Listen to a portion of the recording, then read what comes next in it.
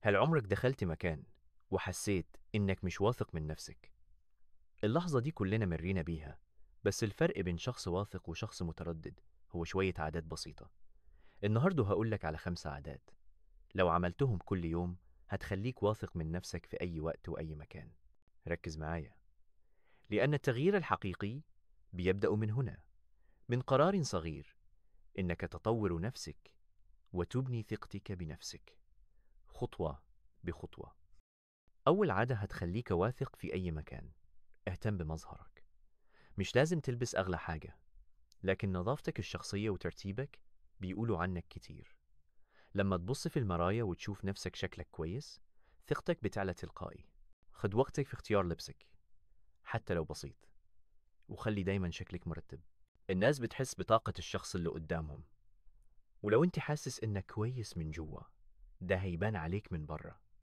العادة التانية: اتكلم ببطء ووضوح. الناس بتصدق اللي بيتكلم بثقة مش بسرعة. خد نفسك وخلي كلامك واثق كأنك عارف قيمتك.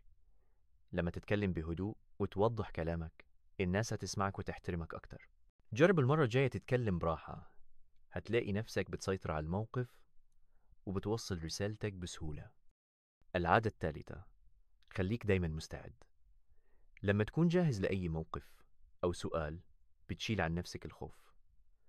التحضير هو سر الثقة مش الحظ. حضر نفسك لأي اجتماع أو مقابلة أو حتى موقف بسيط في الشارع. كل ما تكون مجهز هتلاقي نفسك بتتصرف بثقة وهدوء، وده يخلي الناس تحترمك أكتر. العادة الرابعة: قف مستقيم وابتسم. لغة الجسد بتتكلم قبلك. ارفع كتفك، بص في عين اللي قدامك، وابتسم ابتسامة بسيطة فيها راحة. الوضعية المستقيمة والابتسامة بتديك حضور قوي، وبتخلي الناس تحس إنك واثق من نفسك حتى لو جواك قلق. جربها في أي موقف، هتلاقي فرق كبير في تعامل الناس معك. العادة الخامسة: اتقبل نفسك. كلنا عندنا عيوب، لكن اللي بيفرق هو إنك ما تخليشها توقفك. لما تتصالح مع نفسك وتحبها زي ما هي، الناس هتشوف ده فيك وتحترمك أكتر. الثقة الحقيقية بتيجي من جواك مش من رأي الناس فيك. افتكر دايما إنك مميز، وكل يوم فرصة جديدة تبدأ من أول وجديد. الثقة مش حاجة بتتولد بيها، دي حاجة بتبنيها كل يوم. كل عادة من اللي قلناها النهاردة لو طبقتها باستمرار هتلاقي نفسك بتتغير للأحسن. التغيير مش بيجي في يوم وليلة، لكنه بيبدأ بخطوة صغيرة.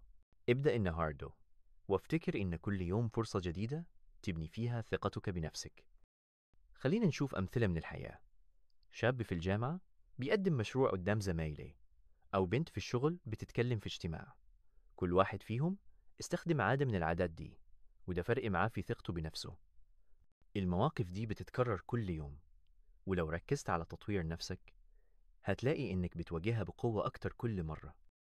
حتى في الشارع لما تمشي وإنت رافع راسك وبتبتسم للناس، هتلاقي نفسك بتاخد طاقة إيجابية. الناس بتحب تتعامل مع الشخص اللي باين عليه الثقة، وده بيخلي يومك أسهل وأجمل. جرب تمشي في الشارع وإنت واثق، هتحس بفرق كبير في نظرة الناس ليك. في الجيم الثقة بتبان في كل حركة. الشخص اللي بيتمرن وهو مركز على نفسه مش على الناس حواليه دايما بيكون عنده حضور قوي. حتى لو مبتدئ، لو واثق في نفسك وبتحترم مجهودك هتلاقي نفسك بتتقدم بسرعة وبتحقق أهدافك. في الاجتماعات الشخص اللي بيحضر كويس وبيتكلم بوضوح دايما بيكون له تأثير. حتى لو عندك رهبة، التحضير والكلام الواضح هيساعدوك تتغلب على الخوف. كل مرة هتلاقي نفسك بتتحسن أكتر، وده هيخلي الناس تعتمد عليك وتثق فيك. في الجامعة لما تكون مستعد للمحاضرة أو العرض هتلاقي نفسك بتتكلم بثقة قدام زمايلك والدكاترة. التحضير الجيد بيخليك دايما جاهز لأي سؤال أو موقف، وده بيخلي ثقتك بنفسك تزيد يوم ورا يوم. الثقة بتبان كمان في العلاقات.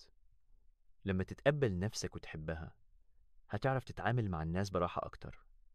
هتلاقي علاقاتك بتتحسن، والناس بتنجذب ليك لأنك صادق مع نفسك وواثق فيها. كل ما تكون مرتاح مع نفسك هتكون مرتاح مع اللي حواليك. الثقة مش بس في الشغل أو الجامعة، دي في كل مكان تروحه، في البيت، في النادي، في أي مكان. العادات اللي اتكلمنا عنها هتخليك دايما جاهز لأي موقف، وهتخلي الناس تشوف فيك شخص قوي وواثق. في النهاية، افتكر إن الثقة عادة بتتبني كل يوم. أبدأ بالعادات الصغيرة دي، وصدقني هتشوف التغيير في حياتك. كل يوم فرصة جديدة تكون أفضل، وكل عادة بتقربك من هدفك. خليك دايما واثقة في نفسك، وابدأ من النهاردة. أنت تستحق تكون واثق وسعيد.